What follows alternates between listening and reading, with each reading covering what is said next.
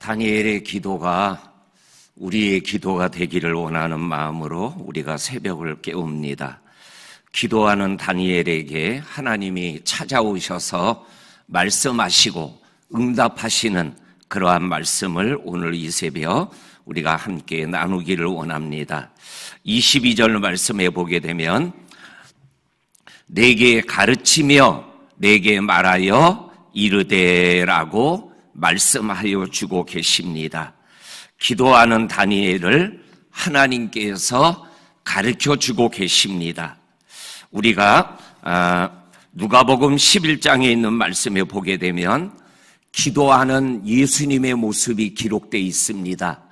그리고 기도하는 예수님과 함께 있었던 제자들이 예수님의 기도가 끝날 때까지 같이 기도했는지 아니면 기도하는 예수님의 기도하는 모습을 봤든지 아니면 나도 예수님처럼 저렇게 기도하면 좋겠다라는 마음을 가졌었는지는 모르지만 예수님이 기도가 끝나기를 기다렸다가 제자들이 예수님에게 우리에게도 기도를 좀 가르쳐 주세요.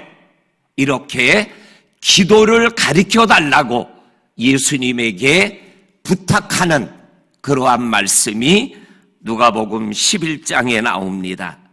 그랬더니 우리가 잘 아는 대로 그러냐? 그러면 너희들 이렇게 기도해라. 그리고 가르쳐 준 기도가 우리가 새벽 기도 때마다 다 끝나고 마지막 주기도문하는 주의 기도를 우리 주님께서 제자들에게 가르쳐 주시는 그러한 모습을 읽어보게 되어집니다. 이것은 예수님의 마음과 우리의 마음을 동시에 느끼게 해주는 말씀이죠. 그게 뭐예요? 우리가 예수님에게 배우기를 원하고 예수님에게 무엇인가 가르침을 받기를 원하는 마음을 가지고 있다면 예수님은 우리에게 얼마든지 가르쳐 주실 용의가 있으신 분이다 라는 것을 우리들에게 말씀하여 주고 계십니다. 우리 성도님들 정말로 믿음의 길을 걸어가시면서 예수님에게 가르침을 받으며 믿음의 길을 걸어가는 그러한 멋있는 믿음의 삶을 살아가실 수 있기를 주님의 이름으로 간절히 축복하고 축원합니다. 아멘.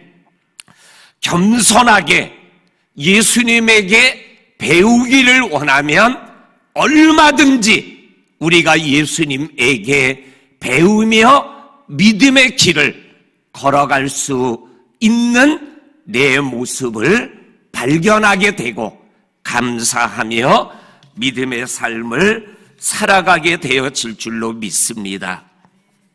그런데 오늘 성경을 읽어보게 되면 기도를 가르쳐 주시던 하나님께서 오늘 성경 말씀에 보면 기도 응답에 대하여 가르쳐주고 계시는 하나님의 모습을 우리가 성경을 통하여 읽어보게 되어집니다. 22절에 내게 가르치며 내게 말하여 이르되 다니엘아 내가 이제 내게 지혜와 총명을 주려고 왔느니라. 다니엘이 책을 읽고 깨닫고 70년의 때가 가까이 온 줄 알고 기도하기로 결심하고 기도하고 자백하고 간구하고 용서를 구하는 기도를 올려드려요. 기도하는 내용 중에 하나님 주의 분노를 우리의 거룩한 산 예루살렘과 주의 백성으로부터 그 분노를, 수치를 거두어 주옵소서, 이렇게 기도를 해요. 그리고 주여, 주의 얼굴빛을 주의 성소, 주의 백성으로부터 주의 얼굴빛을 비추어 주세요. 주여 들으소서, 귀를 기울으소서, 용서하여 주세요. 이렇게 기도를 드려요. 그러면 그 기도에 대한 응답은 뭐예요? 그래, 알았다. 내가 너의 기도를 응답하마. 내가 너의 죄를 용서하마.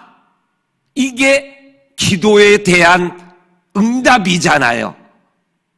그런데 오늘 우리가 21절까지에 있는 말씀을 쭉 읽고 오늘 22절이 하나님이 기도에 대하여 응답하는 거예요.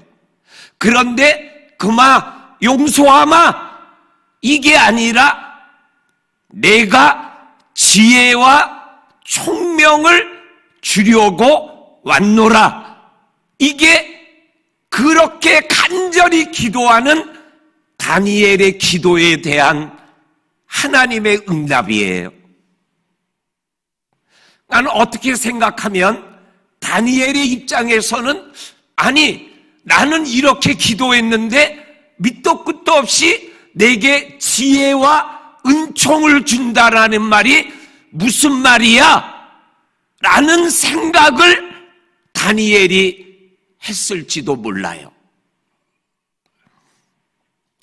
이것은 내가 생각하는 기도의 응답과 하나님이 주시는 기도의 응답이 다를 수 있다라는 거예요. 그거를 지금 가르쳐 주시고 깨우쳐 주시는 거예요. 나는 기도하며 A라는 응답을 받고 싶어요. 그런데 하나님이 B라는 응답으로 나에게 말씀하실 때가 있어요. 그러면은 하나님이 내 기도를 아니 들어주시는 건가? 이러한 생각을 할 수가 있는 거죠. 그런데 내일 새벽 말씀과 연결하면 내가 지혜와 총명을 이제 주려고 왔노라 라는 이 말씀이 진짜 기도의 응답이구나 라는 것을 깨닫고 확신하게 되어집니다. 우리 성도님들 기도하다가 내가 기도하는 기도의 응답과는 좀 다른 것 같다라고 생각되어지는 그러한 사인을 받을 때 낙심하지 마시고 계속 믿음으로 이 응답의 의미가 무엇인가를 믿음으로 곱씹으면 하나님이 확실하게 깨닫게 하여 주시는 은혜와 은총을 맛보게 되어질 줄로 믿습니다. 그 다음에 또 하나는 기도 응답에 대하여 가르쳐 주시는데 23절 곧 내가 기도를 시작할 즈음에 명령이 내렸으므로, 기도를 시작할 즈음에 명령이 내렸다. 이것은 뭐예요? 기도를 시작할 때 기도 응답을 위하여 하나님이 움직이기 시작했다라는 거예요. 기도를 시작할 때 이미 하나님의 응답이 시작되었다라는 말씀이 되는 거죠. 이 믿음 가지고 하나님 앞에 기도하는 저와 성도님들이 될 수 있기를 주의 이름으로 간절히 축원합니다. 아멘. 기도를 시작할 때 이미 응답하시는 하나님, 여기에 나오는 이사야 65장 24절은 기도를 시작하기도 전에 우리의 기도에 대하여 응답하시는 하나님을 말씀하고 있는 말씀이에요. 이사야 65장 24절입니다. 그들이 부르기 전에 내가 응답하겠고 그들의 말을 마치기 전에 내가 들을 것이니라. 아멘. 그들이 부르기 전에, 기도를 하기 전에 우리가 무엇이 있어야 될 줄 아시고 하나님께서 기도하기를 기다리며 기도 응답을 허락하여 주신다. 기도가 끝나기도 전에 기도에 대한 응답을 가지고 계시는 하나님, 그 하나님을 우리들이 믿고 기도하자라는 것입니다. 우리 사랑하는 성도님들, 오늘 성경은 분명하게 말씀하여 주고 계십니다. 기도를 시작할 때 명령이 내려졌다. 이 말씀은 다니엘 10장에서도 이 말씀이 또 한 번 나와요. 다니엘 10장 12절에서 14절까지 보게 되면 다니엘이 기도할 때 하나님께서 벌써 기도를 응답하는데 뭐예요? 군주가 기도의 응답을 막아서서 내가 이제 미가엘의 천사의 도움을 받아 이제 왔다 라는 말씀이 나와요. 우리 사랑하는 성도님들, 오늘 성경이 말씀합니다. 기도에 대하여 가르쳐 주시는 하나님이 기도 응답에 대해서도 우리에게 가르쳐 주고 계시다라는 거예요. 이것을 믿고 의심하지 말고 믿음의 기도를 끝까지 감당하는 저와 성도님들이 될 수 있기를 주의 이름으로 간절히 축원합니다. 아멘. 그 다음에 세 번째, 기도 응답에 대하여 또 하나 가르쳐 주고 계시는 게 있어요. 그게 뭐냐면 22절과 23절에 보게 되면 거의 같은 의미로 사용돼요. 이제 주려고 왔느니라. 또한 23절에 이제 알려주려고 왔느니라. 이렇게 말씀하여 주고 계십니다. 여기에서 이제라는 단어와 왔느니라라는 단어가 아주 중요한 의미가 있어요. 요 이제라는 것은 기도를 시작할 때와 이제라는 시간에 대한 간극이 있다라는 거예요. 거리가 있다라는 거예요. 기도를 시작할 때와 그리고 이제라는 요 사이에 간극, 시간차가 있다라는 거예요. 그러면 기도를 시작할 때와 이제라는 이 시간차, 그게 뭐예요? 우리들에게 기다림의 시간이에요. 기도하는 자에게는 믿음으로 기다리는 시간이 필요하다라는 거예요. 기도를 시작할 때 응답하시는 하나님, 명령을 내리시는 하나님이 이제 주려고 알리려고 왔느니라. 이제라는 그 시간까지 우리가 믿음으로 기다릴 수 있어야 된다라는 것이죠. 우리 성도님들, 우리의 기도의 생활에 하나님이 이제라는 그 응답의 때까지 믿음의 기다림을 가지고 기도의 자리를 이탈하지 아니하고 믿음길을 걸어가는 저와 성도님들이 될 수 있기를 주의 이름으로 간절히 축원합니다. 아멘. 그 다음에 왔느니라, 이 말씀의 의미가 뭐예요? 하나님이 기도 응답 자체라는 거예요. 기도에 대한 응답에 대하여 우리는 이 모양 저 모양 생각할 때가 있어요. 용서해 주세요. 그러면 용서하노라 이 소리가 들려야지만 용서받은 기도 응답을 받았다라고 생각을 드는 단세포적인 생각을 우리가 갖고 있어요.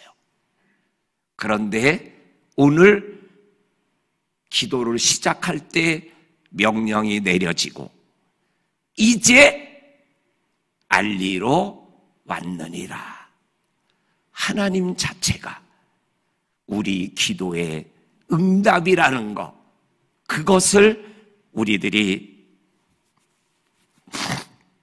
믿음으로 기억하고 하나님 바라보는 기도의 삶을 놓치지 않는 그러한 믿음의 삶을 살아갈 수 있기를 주의 이름으로 간절히 축원합니다. 아멘. 그 다음에 오늘 23절 끝부분에 보게 되면 너는 크게 은총을 입은 자라. 그런즉 너는 이 일을 생각하고 그 환상을 깨달을지니라. 너는 크게 은총을 입은 자다. 기도하는 다니엘을 향하여 하나님이 축복합니다. 너는 크게 은총을 받은 자다. 은총의 사람이 되기를 원하십니까? 그러면 기도의 사람이 되시기를 주의 이름으로 축복합니다. 아멘. 기도의 자리를 지키면 하나님이 너는 크게 은총을 입은 자다 라는 하나님의 축복의 소리를 듣는 하나님의 사람이 되심을 기억하시고 기도의 자리를 이탈하지 말고 기도의 사람으로서의 삶을 잘 감당해 나갈 때 하나님이 우리를 향하여 다니엘과 똑같이 은총을 입은 자여 라는 소리를 듣게 되어집니다. 모세도 자기도 하나님을 향하여 내가 은총을 입은 자가 아닙니까? 내가 은총을 입은 자인 것을 확인시켜 주세요. 이렇게 기도하는 장면이 나와요. 그리고 그 소리를 들은 하나님이 그래 너는 내게 은총을 입은 자다 라고 분명하게 답을 주시는 말씀이 나와요.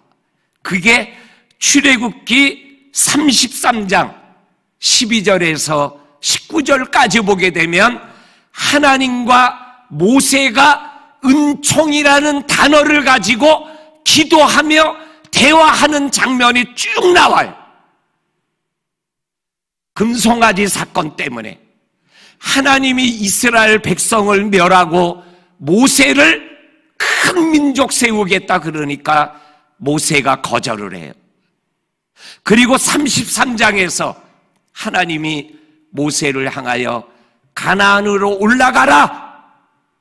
나는 안 올라가겠다. 나는 모세가 뭐라 그래요? 올라가라 그러면서 같이 안 올라가면 내가 은총을 입은 걸 어떻게 할 수 있습니까? 하나님이 올라가지 않으면 가나안 땅이 아무리 좋아도 젖과 꿀이 흐른 땅이라도 나 안 올라갈래요? 하나님이 그러냐? 그러면 나가 너랑 같이 올라가겠다. 모세가 또 얘기해요. 하나님, 내가 하나님께 은총받은 거를 세상 사람이 어떻게 알 수 있겠습니까?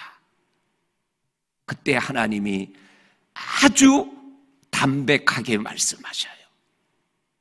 네가 나에게 은총 입은 것을 어떻게 알 수 있냐면 내가 너와 함께 하는 것을 보면 알 거다. 이렇게 말씀하셔요. 다니엘도 모세도 똑같아요. 다니엘도 기도했고 모세도 기도했어요. 그랬더니 은총을 입은 자라는 소리를 들었어요. 그리고 내가 너와 함께 하겠다고 말씀하여 주셨어요. 2023년 나와 함께 하시는 하나님과 함께 은총의 한 해를 달려가는 저와 성도님들이 다 되시기를 주의 이름으로 간절히 축원합니다. 아멘. 하나님, 기도를 가르쳐 주시고 기도 응답에 대하여 분명하게 가르쳐 주시며 기도의 응답을 통하여 은총을 입은 자임을 깨닫게 하시는 이 하나님의 특별한 기도의 축복을 이 한 해 누리며 걸어가고 달려가는 우리들이 되게 하여 주옵소서. 예수님의 이름으로 기도하옵나이다. 아멘. 아멘.